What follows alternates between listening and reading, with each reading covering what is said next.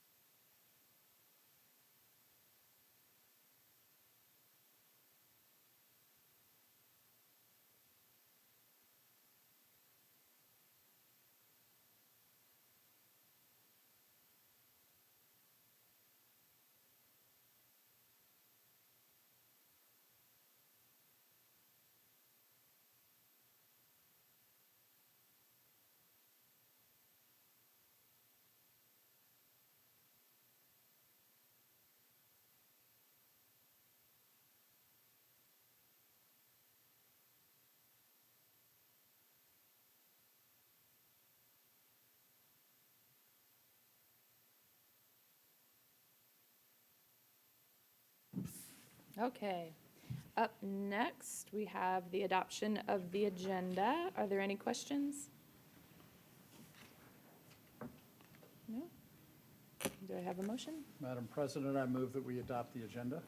Thank you, Mr. Daniels. Do I have a second? Second. Thank you, Ms. Dunnigan-Smith. All those in favor signify by saying aye. Aye. Any opposed? Motion passes 5-0.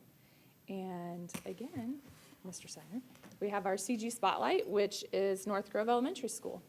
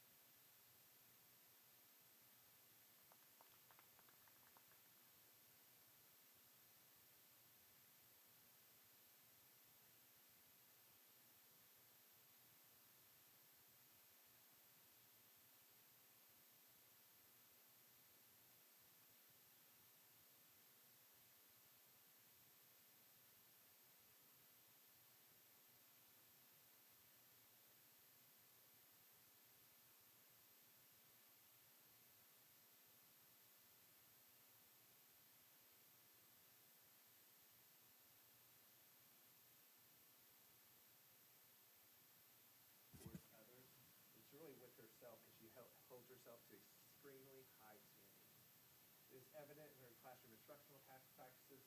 She amazes me with her incredible balance in the classroom.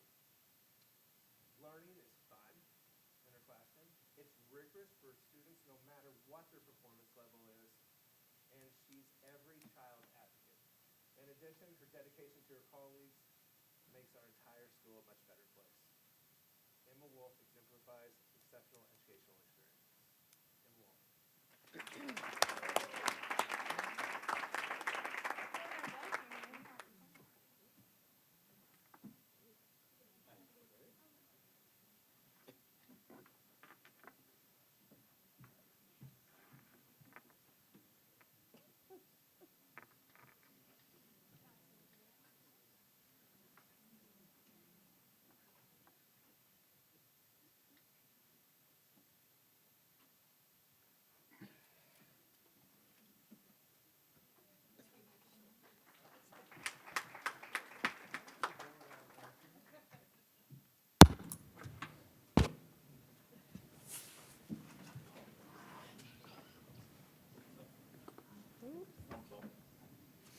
Okay.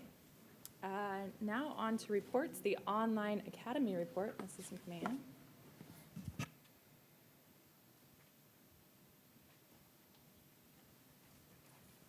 And it makes me feel really old because Emma was one of my 8th grade students and was one of my absolute favorite kids. And then when I transitioned to the high school, obviously she was there through the cadet teaching program, and I got to write her a letter of recommendation. So I'm super proud of her because she was a rock star in 8th grade. So, yep, she's a doll. So I'm Tracy McMahon. I'm the principal of the high school. And so I have the pleasure tonight of speaking with everyone about a new program that we're excited to bring to the high school, which is our Center Grove Virtual Campus. So I'm just going to go through a few quick slides to provide some background, some goals, and what are our next steps.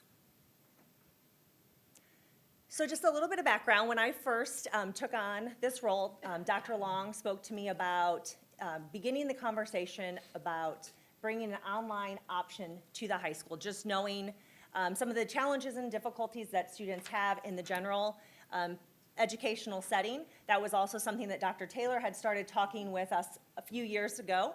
And so kind of taking on this role, we went full in, and that was one of my main goals as we began, hoping to begin this process and this program as we start the school year in August. So where did we need to begin with this? Because that's a big task, and we needed to know who our target students were. So we did a little bit of research, and we pulled some data. There were 132 students who left Center Grove High School from the 22 year to the 24 year. And in looking at all of their demographics, we were able to drill down some facts that we thought helped us create our target population. So what we discovered is that students who are leaving us, they are an equal number of male and females. They are more likely to be a student of color. They are less likely to have an IEP. They are more likely to have a health indicator. And you can see up there that might be any combination of those: ADHD, anxiety, and depression. And we also found that they tend to leave after 4 semesters of high school. And their average GPA is about a 1.6, and 41% of those are deficient in credits.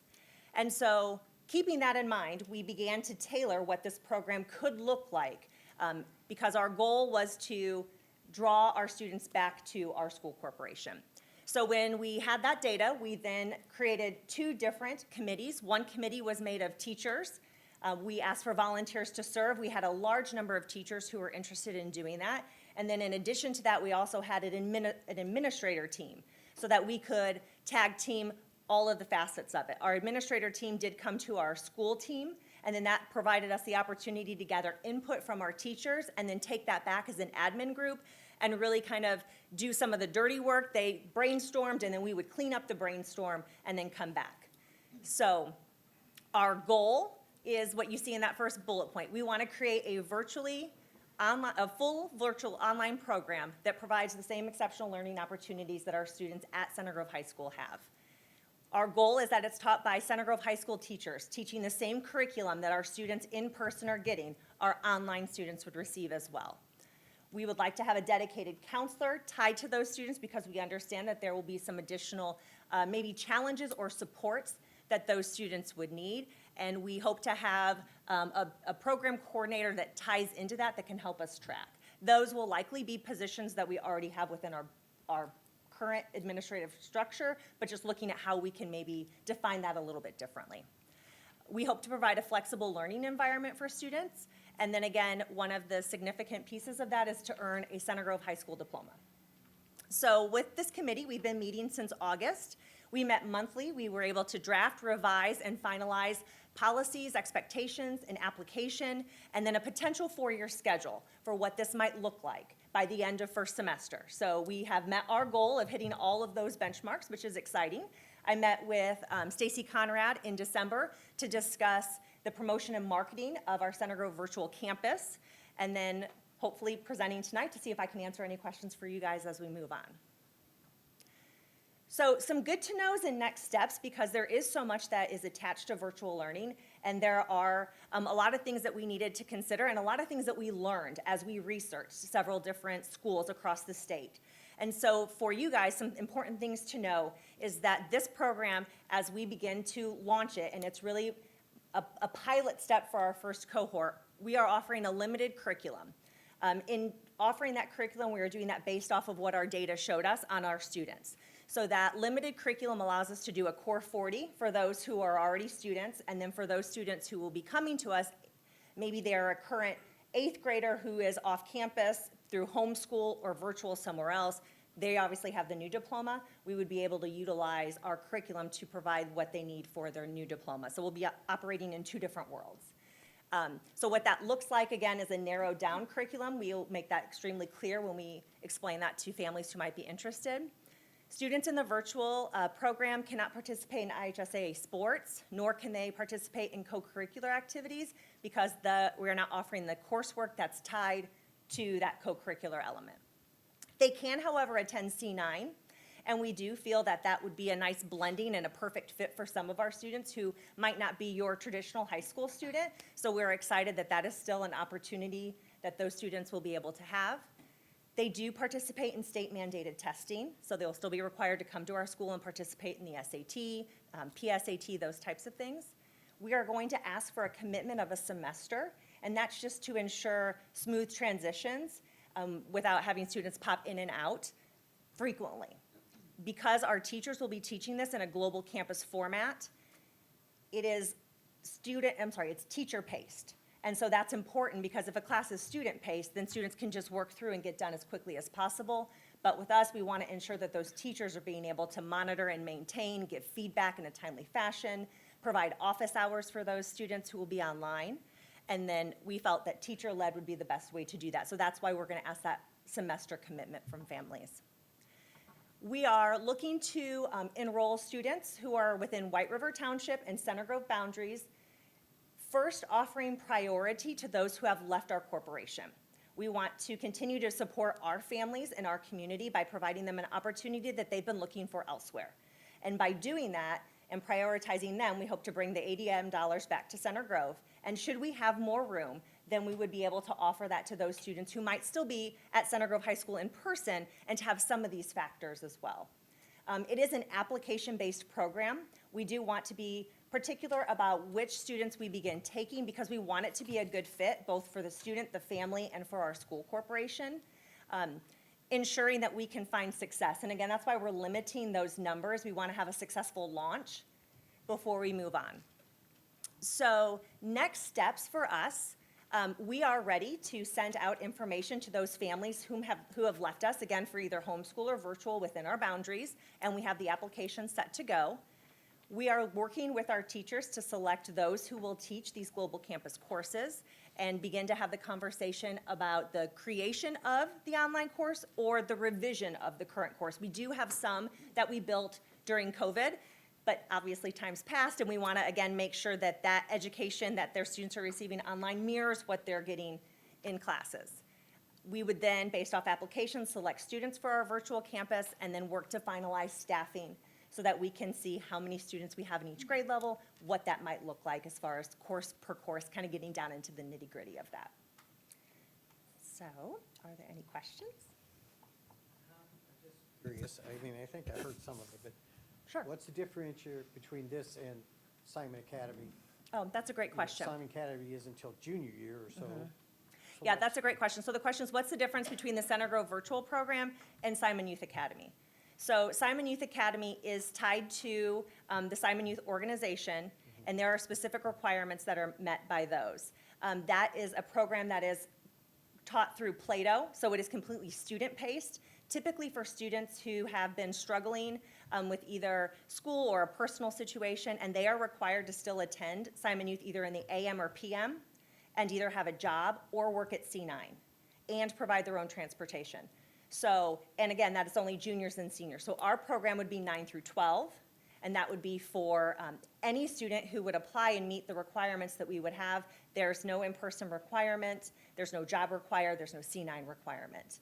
And Simon Youth also does specific programming, specifically targeted to socially emotional and collaboration skills. So while we are not saying we wouldn't focus on that, that is a highlight of their program where they bring in guest speakers to do that. And as with Simon, I assume behavioral issues doesn't play into this? I mean, you can't be a behavioral student and get into Simon. That's correct. So same way with this one, or a little more leadway there? There's a little more leeway there because it would be an alternate to coming to our school in person. So we might have a student who was a behavioral problem, who is a homeschool or virtual student now. And Because there's another situation Correct. that's causing the behavioral. Yes, and we do see that a lot. Students who maybe are in trouble or who don't find what they view as success, whether that's through academics or social emotional, they may leave us. And so we're hoping this will bring them back to our community, re-engage them with our teachers in our school. So we could have a student who had behavior problems, but because they'll be receiving their education outside of campus, it may be an avenue for success. I was curious, what is like the rate limiter? I see we have limited space, so if this was just a raving success, what would it take to ramp it up? So the number is tricky. So I don't know if it's in the state of Indiana, I assume it is.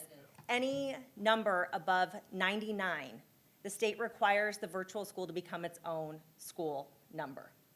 And so there are benefits of that, and there could be potential implications of that, both whether or not they stay within Center Grove or not. If we have a successful virtual program, then that's going to help Center Grove High School. That's why we want to make sure we can kind of target our applicants. If we don't have a successful group, that could impact graduation rates. And so that's a concern and something that's on our radar, which is why we want to make sure we provide those supports, especially throughout that student's initial years being with us. So if we go above 99, it would have to be Center Grove Virtual School, its own diploma, its own school number, its own testing. So then the state of Indiana would evaluate that school outside of Center Grove. So at least at the start, we're not going to go above 99. That's correct. Yes, we are not going to go above 99. And it sounded like a semester commitment, so the child could try that, not like it would be back the next semester, or vice versa. They could be, let's try something different, my sophomore, second semester. So it's not a commitment for 4 years. They can Correct. still go back and forth as long as it's a semester by semester decision. That is correct. And our hope would be once we have them with us, maybe we could, if online isn't working, maybe we can pull them back to in-person. And I guess the IHSA rule, I know we're not all about sports, but Yeah. that is their rule, not ours, right? Where it says cannot participate in IHSA sanctioned sports. We could allow that, but we have found in our research that very few schools, if any, allow IHSAA sports to be in part of their virtual program. That's our rule then. Okay. So, And the difference is, and it could depend on the school, but our global campus courses are approved to be able to taught, and they're taught by a person instead of just a program. But for us, we feel like it's in the best interest of our students to stay within our school. There's a lot of complications between practice times and game requirements that we felt it'd be best to do that. does that apply to choir and band? Correct, they will not be able to do that because we won't offer co-curricular, we will not offer band or choir as a course. With, and if you said this, I apologize. No, you're fine. How soon do you think this could be implemented? We'd like to begin in August with our first group of students. So the 25-26 school year. And I guess this Aggressive plan. Thank you. question for Jason, I guess, Dr. Taylor. Cost of, is this an extra cost to us? What, At this time, the high school's done a great job of keeping this internally and plan to use internal sources. I think as we talk about kids coming back and the money they bring, that would offset, I think, many of these costs the that we money might that incur. follows them. Yeah. So, yep, they've done a really nice job Okay. keeping that in mind. Are there any of the 132 students we lost that were, I mean, are they part of our target to reach out to implement this? Is Yep. that- That's a great question. So Stacy has been pulling data of all of our students who would be current eighth graders this year, because obviously they're going to come to us next year, freshmen through juniors who have left us, and so that is our target group. So we're going to send them the letter, the application. That's who our first target is. Depending on what our numbers are in that would depend on if we would then allow students who currently go to Center Grove High School to apply to the online school. We do anticipate that there could be questions. We understand that as soon as it gets out through one part, we're sure it will be on Center Grove Chatter, and we'll get phone numbers and questions. But again, because we have students that there is a real need for them to go online, and that flexible learning environment would be positive for them. But again, because we want to have a successful launch, and again, reach out to the community members that we have who have left us, that's our priority. And then if we have space, we'll look to pull in. I appreciate the call out to Sandra Chatter. If it's on Chatter, it must be true. It's factual. It's factual. That 21-day fast is going to be great. My source of news. Fantastic. Anything else? I'm excited. Thank you. Appreciate it. Anything you need from the board other than? Graduated. Excellent. Nice work. Thank you.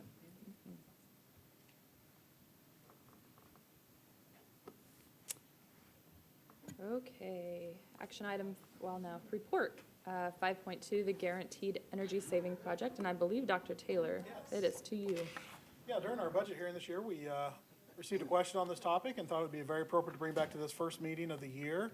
Our great partner, CMTA, on this project has completed quite a bit of the work that they presented a little over 13 months ago to the board to complete. And the only thing that's really held them up is we're talking about replacing the roof at Sugar Grove, so that's not complete yet. We thought it'd be better to go ahead and do that now.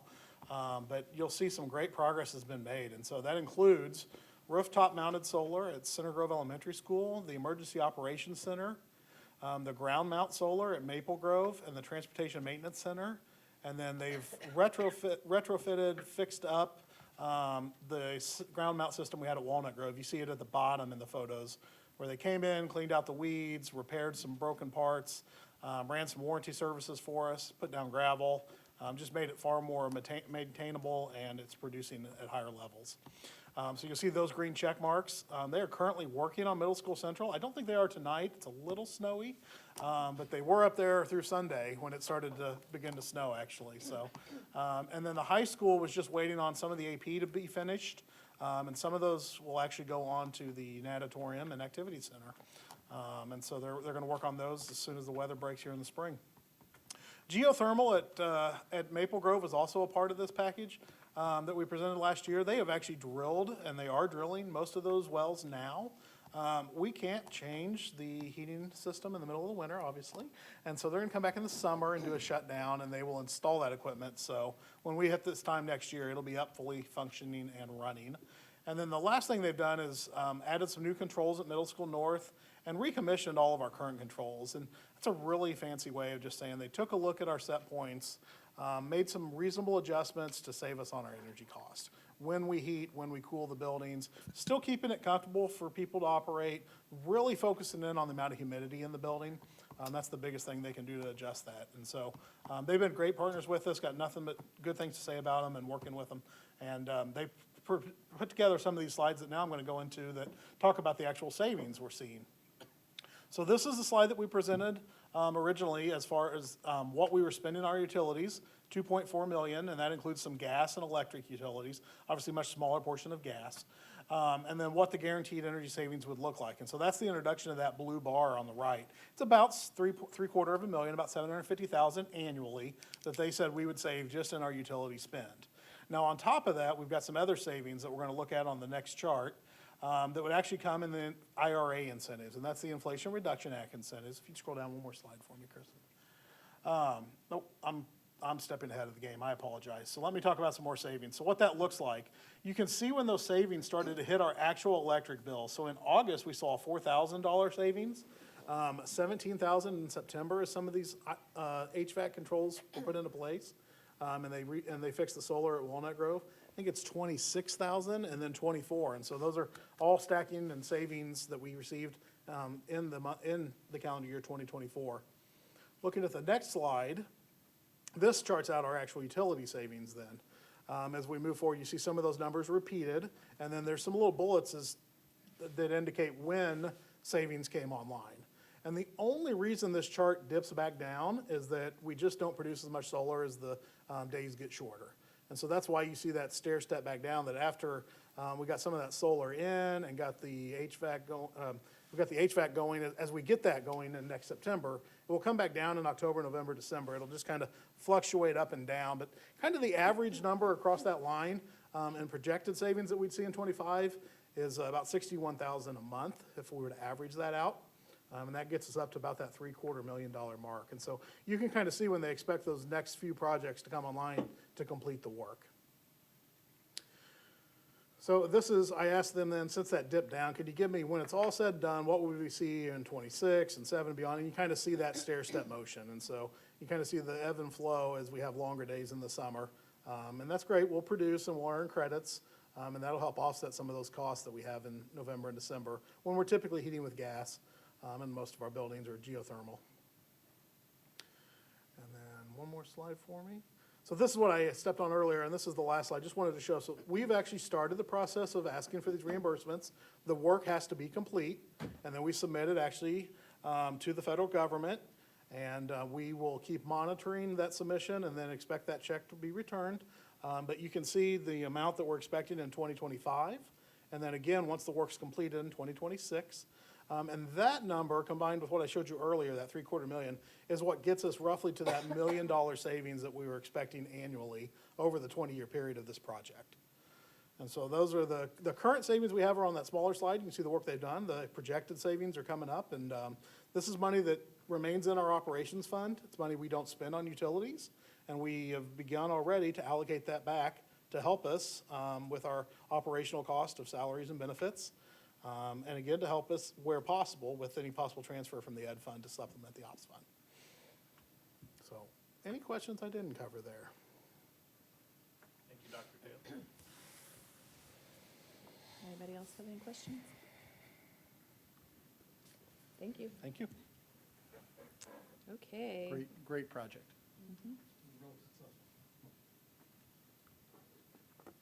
All right, it is time now for the reorganization of the board for the 2025 calendar year. And while I've had a blast this last year, we do need a nomination for a new board president. Madam President, I nominate Rob Daniels to serve as president for the 2025 calendar year. Thank you, Willing to accept that nomination? Sure, if somebody seconds, if not, I won't. I'll second. Discussion. Awesome. All right. Figured Amy would second that really quick. Yeah. Okay. Now we need to, I'm sorry. Yes, everybody in favor, everybody that is in favor signify by saying aye, please. Aye. Anybody opposed? Okay. Welcome, Mr. President. Thank you. Do you want to turn now?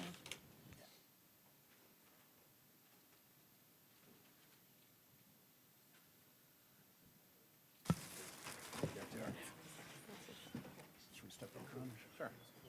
We'll stand up here. Stand up. So on behalf of the school corporation and the board, we want to recognize Amy for her leadership the last year. Let's walk out here.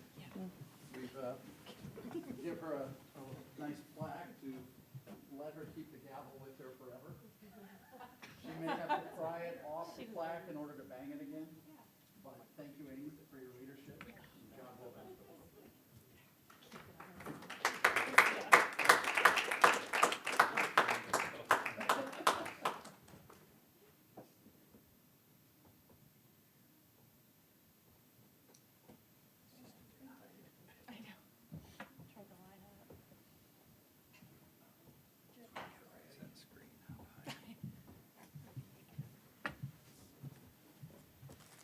I gotta get in the habit of saying Mr. President, not Yeah, Madam President. Sorry. Might take me a couple buzzes off.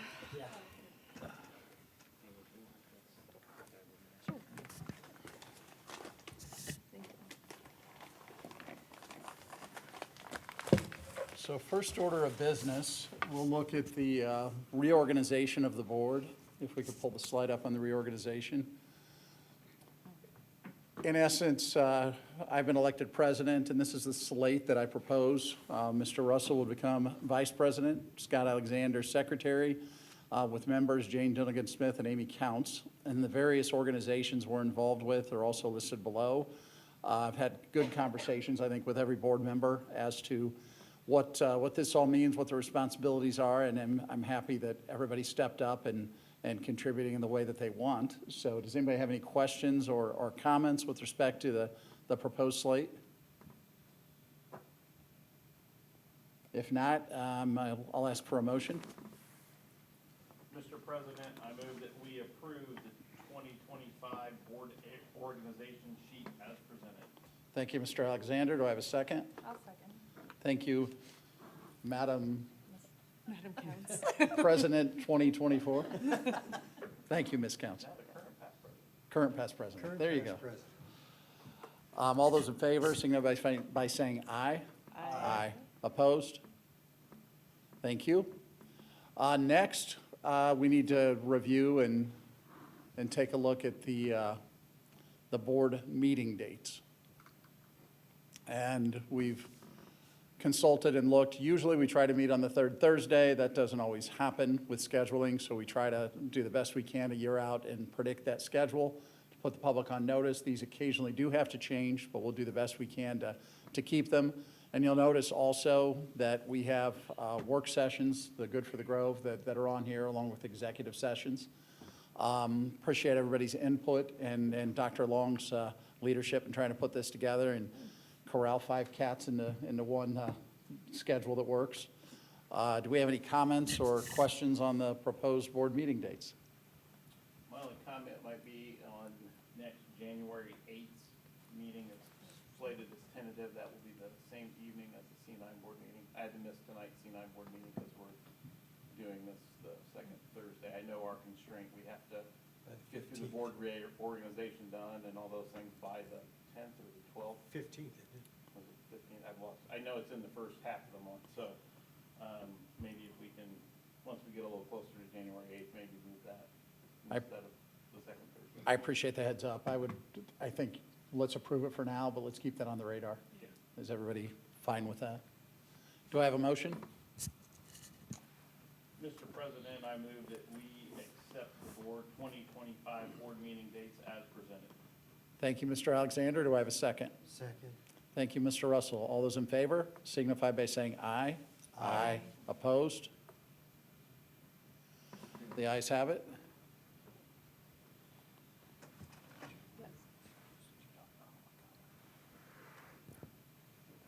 did not. I think I, That's fine. We'll just mention it now.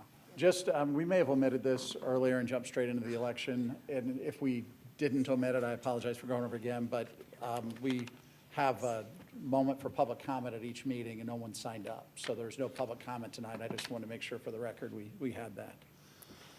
Next, we'll move on to the consent agenda. Has everybody had the opportunity to review the consent agenda? And if so, does anyone have any questions or comments on the consent agenda? Hearing no questions or comments, do I have a motion? I move we accept the consent agenda as written. Thanks, Mr. Russell. Do I have a second? Second. Thank you, Ms. Dunnigan-Smith. Mrs., sorry, Dunnigan-Smith. All those in favor signify by saying aye. Aye. All those opposed? The ayes have it.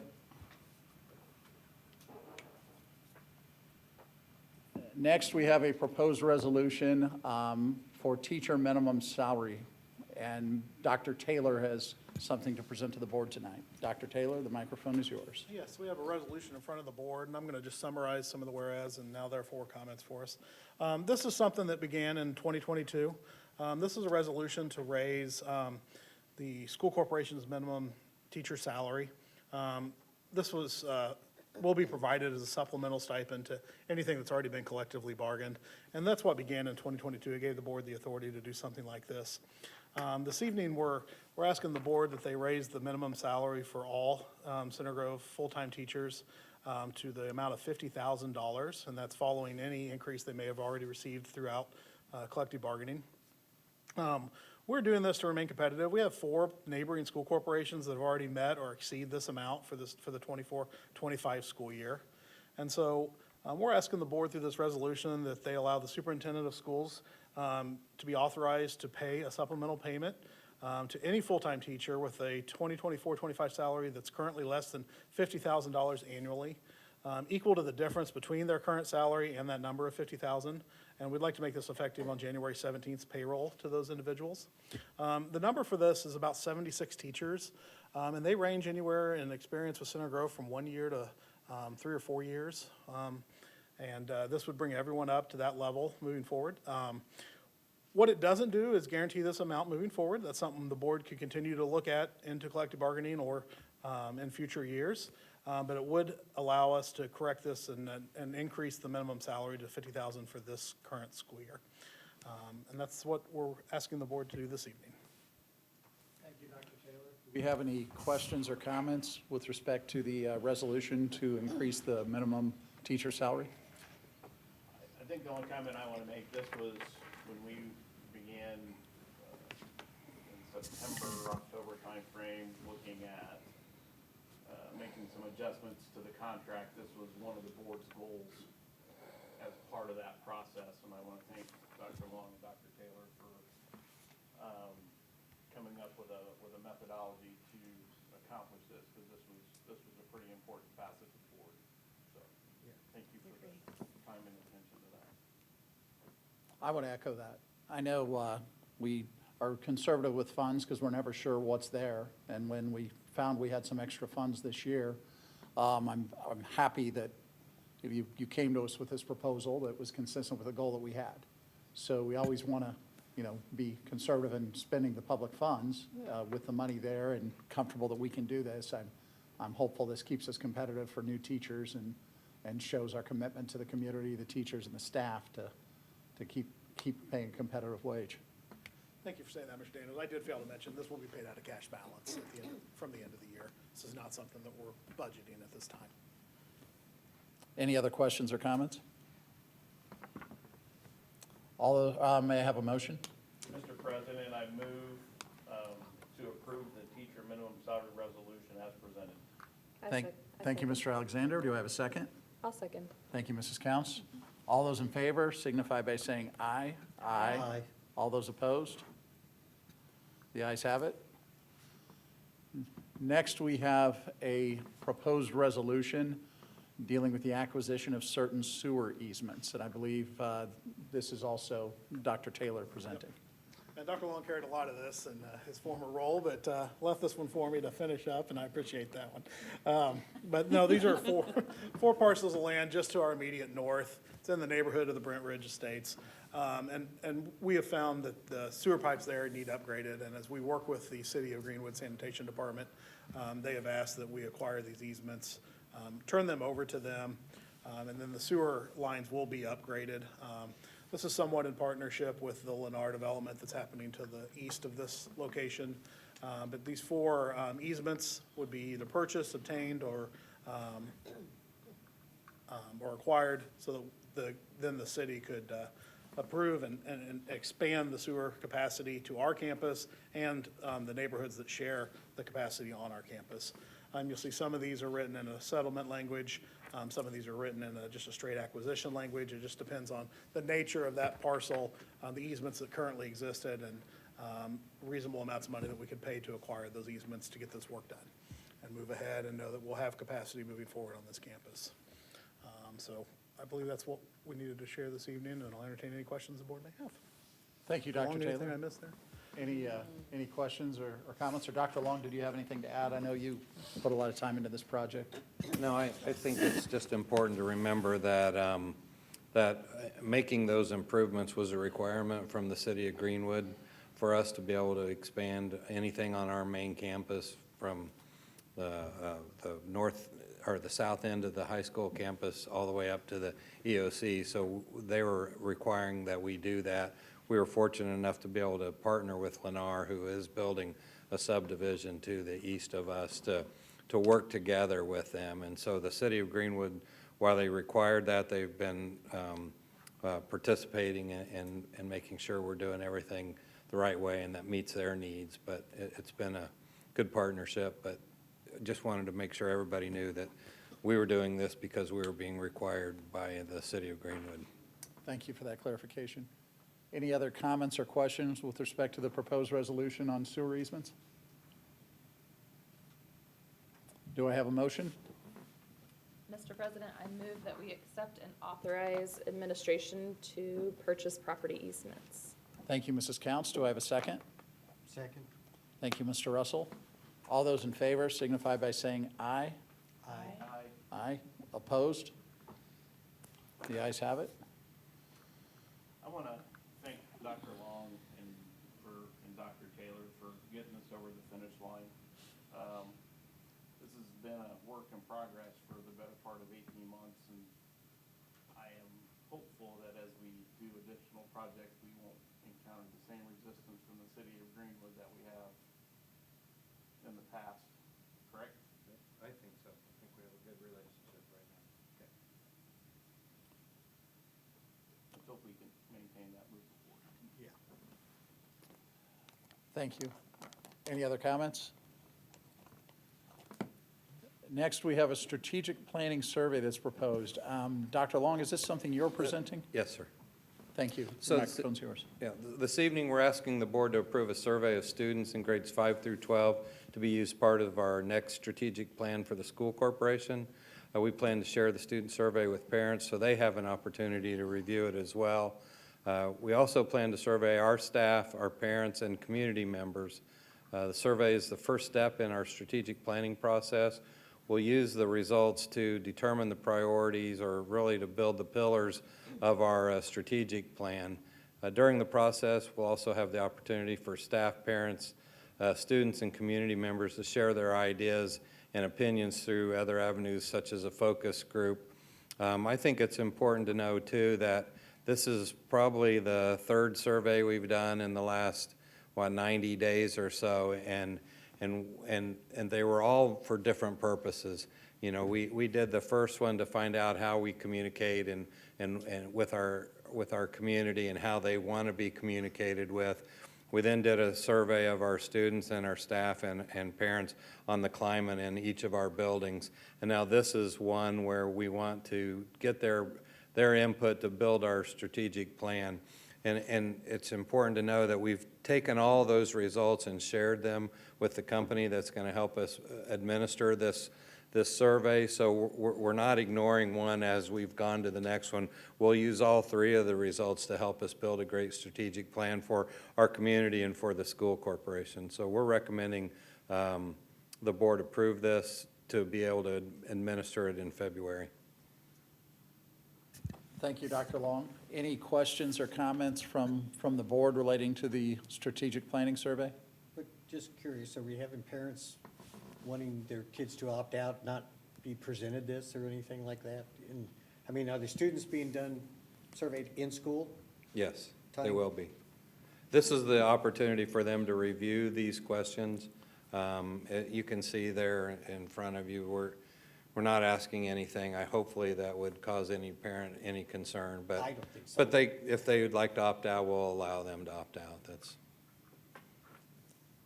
And But these- we'd really like to have a high level of response from Yeah. everybody, because then that helps us build a plan that will, that shares the vision of the entire community as we move forward. Any other questions, comments? I guess, Dr. Long, thanks for pushing us forward to you and your team. So I think it's important that we kind of dust off a strategic plan and see where we're going and where we want to be. So I appreciate it. I know this is part of the process, an important part. Thank you. Do I have a motion? I move that we approve the strategic planning survey as presented. Thank you, Mr. Alexander. Do I have a second? I'll second. Thank you, Mrs. Dunnigan-Smith. All those in favor, please signify by saying aye. Aye. Opposed? The ayes have it. Going down to announcements, the first announcement is that immediately following tonight's board meeting, we're going to have a Board of Finance meeting. I'll go around the room first and ask if any of the board members have any other announcements they'd like to make today. Mr. Russell? You know, I talked to you guys earlier about ISBA. Do we have anything new on the yearbooks? Mr. Rico, still got about 50% of them. We're waiting to hear back. Thank you, Mr. Russell. Mrs. Well, we oh, are sorry. moving forward with the next round of Hall of Fame. Great. Alumni Hall of Fame. Great. Thank you. Mrs. Dunnigan-Smith, do you have anything to add? Nothing for me? Mrs. Counts? I think Jen would probably appreciate if we announce the trivia night, which is the February. the I don't know, I 17th signed or you guys all 21st. up for it. I put it in my calendar. 21st? 21st, February 21st. So go out and buy your tickets, because Jane is super competitive, and she's already recruited me to be on her team. We're winning. But we're totally not winning, because she has me on her team. May not want me on the team. And I'd also like to say Really that wanna the new softball cheerleading golf facility is now available for our students' use as well. So I think Sophia had their first conditioning practice there today, so that's kind of exciting. So anyway, that's my. That's fabulous. Mr. Alexander? Nothing for me tonight. I have, Dr. Long, do you have anything to? Sure, if you'd allow me to, I'd like to introduce a guest that we have here tonight. Absolutely. As part of the School Superintendents Association for new superintendents, they appoint a mentor, and I was lucky enough to snag Dr. Jeff Butts, the superintendent at Wayne Township. And Dr. Butts has been my mentor, and really it's been awesome to be able to text or call, or we've met a couple times for lunch or for dinner, and it's just been he's been great. And I just wanted to recognize him. He obviously had nothing to do tonight because he came to our reorganization meeting. But I do appreciate it, and I appreciate his friendship and his mentorship. So That's just wanted fabulous. to introduce him to everyone. And he just celebrated, his 14th year at Wayne Township, just started, right? 15, so, Oh, that's yeah. great. That's great. Thank you for coming. We appreciate it. Great. Dr. Long's critique will be at the next dinner, right? Didn't like a teacher evaluation, does it? And I want to acknowledge one other event that happened at the end of December that may have been missed on folks. We had some of our political leadership out of the State House come down and visit our Emergency Operations Center. Dr. Long and Mrs. Conrad hosted and did a great job of touring them and answering all their questions. I think a lot of the community knows about the Emergency Operations Center, where it's Center Grove Police, it's Bargersville and White River Township Fire, and it also, we have a police substation there. And we had representatives from all of those units there talking about how working together made a big difference in the community.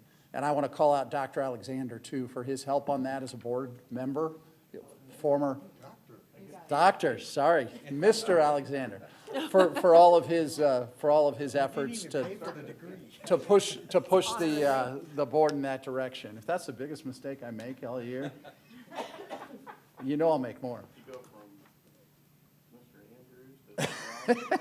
Alexander. But no, on a serious note, it's something the community should be proud of. You know, we have invested money as a school board to try to make Center Grove the safest environment that we possibly can.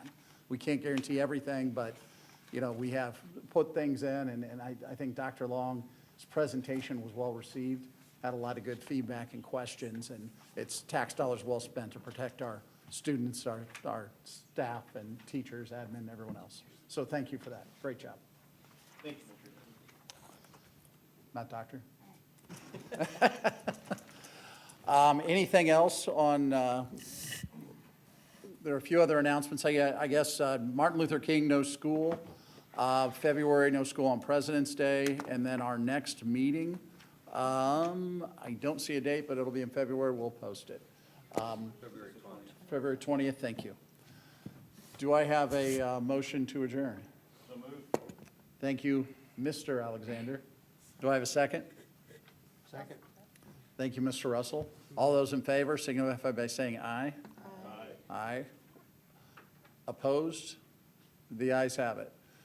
Now we'll move into our, I believe it's, I've got to open the Board of Finance meeting, is that correct? Yep.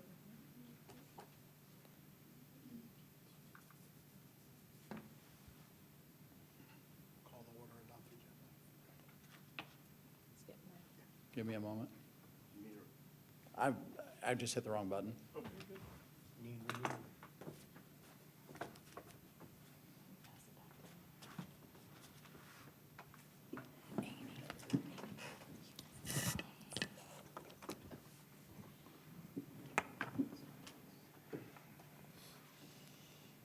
I hereby call the Board of Finance meeting to order.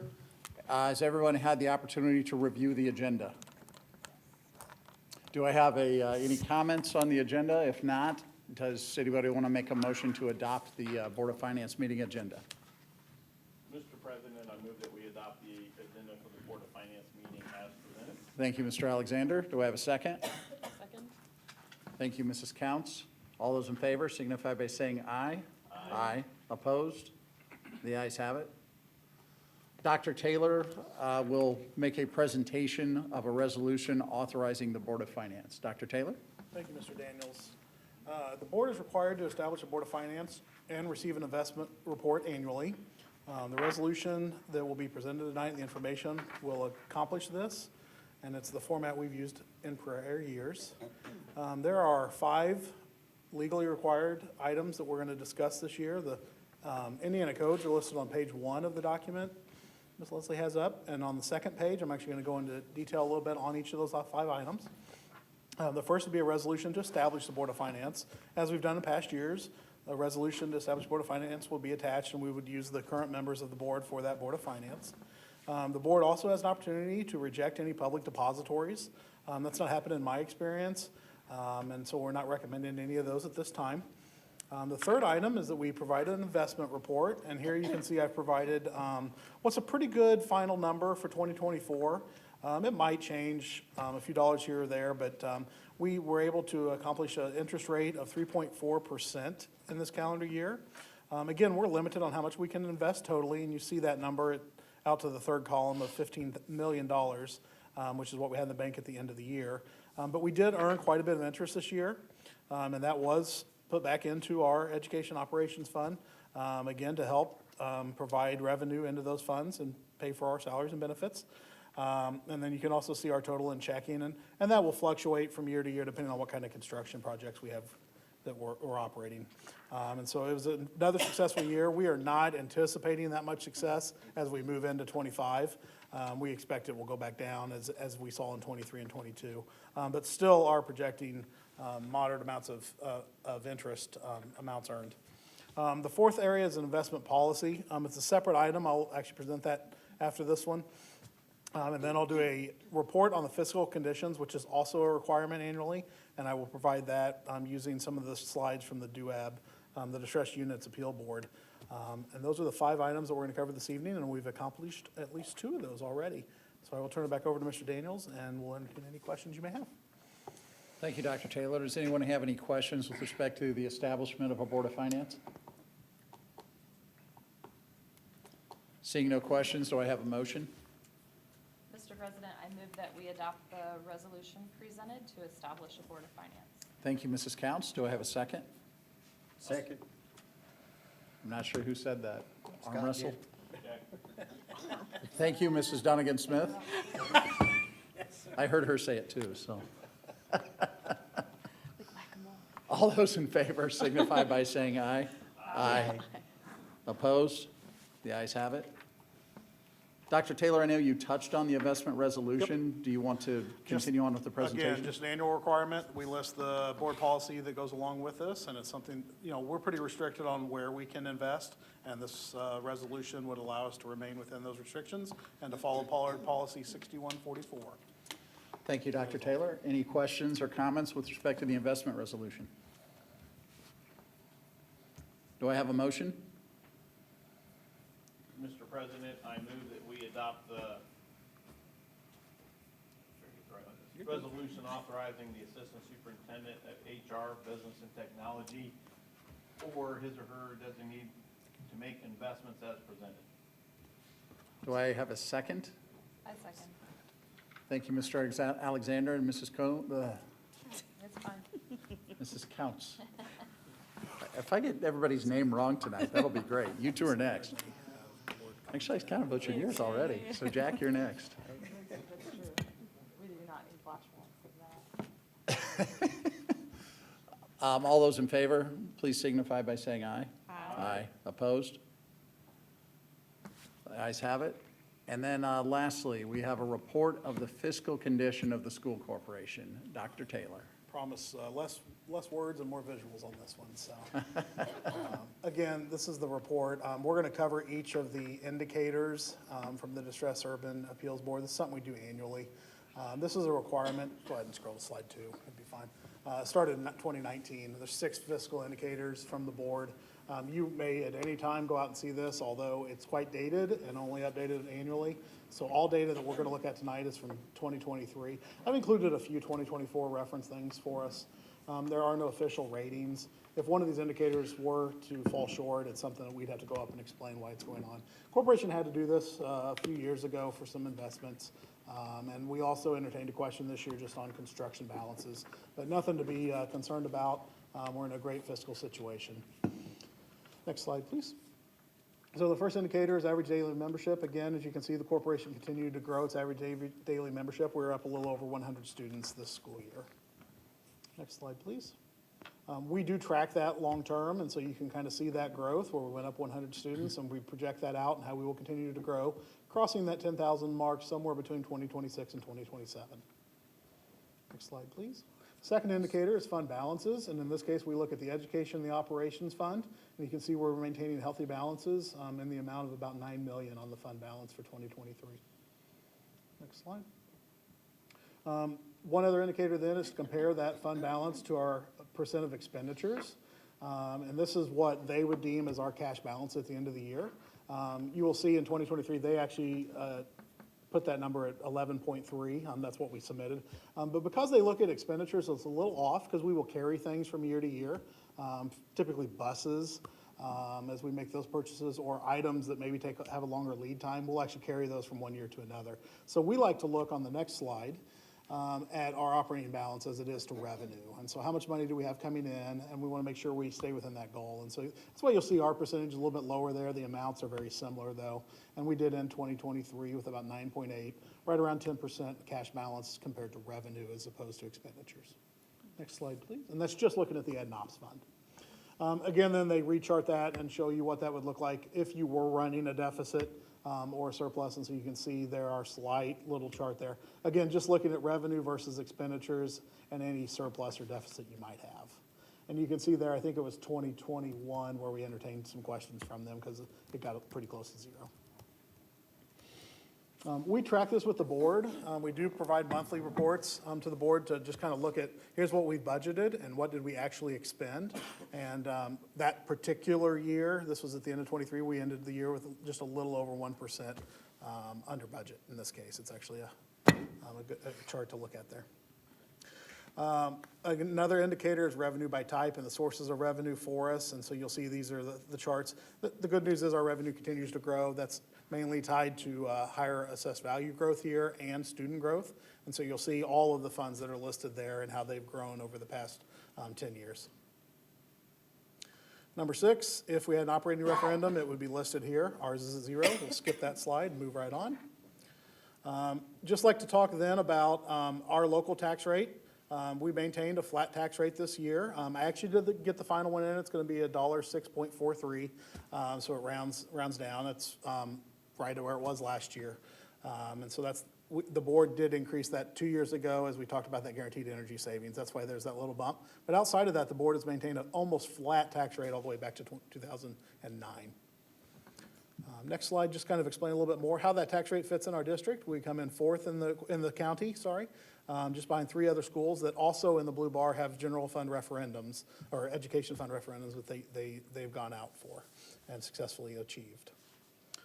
Moving on, please. And then finally, we'd like to just show how this looks as our debt service tax rate. And so we have that imposed kind of ceiling of $1.04 that then we increase to $1.06 as our tax rate. At the very bottom, you see the amount of money that's going into our operations fund. That is limited by state statute and can only grow at a certain amount. It was 4% this year. And so you'll see that subtle increase in that gray bar. So then we look at how much money is in our current debt payments. So everything approved up through today's meeting is in the dark blue. And then the new light blue layer is anything that we might expect to approve in the upcoming year, moving forward. Again, leaving some debt capacity as we move forward. It's important to note here that if that statute limitation wasn't imposed on the operations fund, we would definitely like to have more funds in our operations fund and less in our debt management. It's just not something we're able to do with the current legislation and the limitations on that growth. So therefore, we do shift some of those costs into the debt service fund. We've done that since '09 in our maintenance and technology departments to help offset some of those improvements in capital projects that we do. But other than that, we were very healthy in our debt scenario. And then assessed value, it did rise a little over 10% this year for White River Township. That's just short of 2 years ago, which was historical growth at 20%. And we do expect a pretty healthy assessed value as homes continue to be constructed in our district and home values continue to increase. I'd entertain any questions on any of these indicators or anything else we have for the Board of Finance meeting. Any comments or questions from the board? This is a report, so there's no motion necessary. I do appreciate the time and effort. I'm just still a little overwhelmed that the assessed values doubled in 10 years. And I know some of that is growth, but some of that is just increased property values too, so. Thank you for the presentation. With that, we have nothing else on the agenda. Can I have a motion to close the Board of Finance meeting? So moved. Thank you, Mr. Russell and Mr. Alexander. These guys want to get out of here. All those in favor signify by saying aye. Aye. All those opposed? The ayes have it. Thank you, everyone. Have a safe evening.